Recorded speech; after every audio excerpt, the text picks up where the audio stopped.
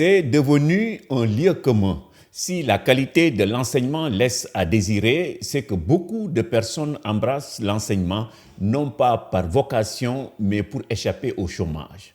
La vocation s'est fortement effritée du fait de la manière dont on épouse la carrière et aussi de ce qui anime le candidat à l'enseignement, expliquait un syndicaliste dans un article du quotidien Le Soleil de mai 2008.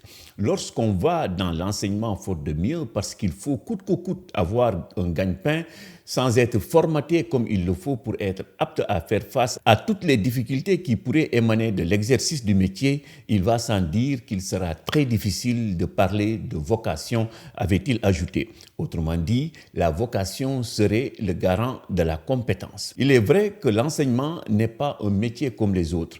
La dimension humaine y est très importante. Il faut également être passionné. Voilà pourquoi des enseignants achètent de leur propre poche des fournitures scolaires à leurs élèves, font des heures supplémentaires sans être payés. Bref, ils sont nombreux les exemples qui illustrent que le métier d'enseignant est plus que jamais un métier vocationnel. Mais voilà, la crise de vocation dans l'enseignement n'est pas un problème local.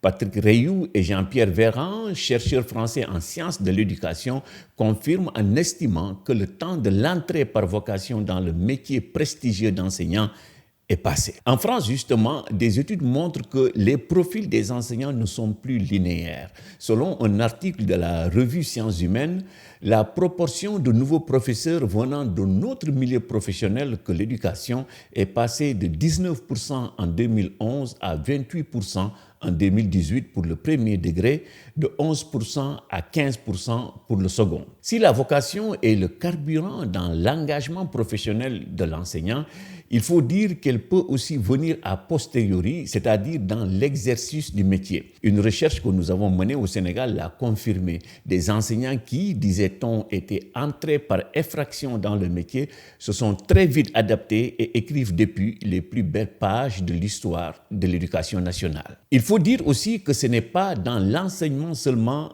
que la vocation peut venir en cours de service.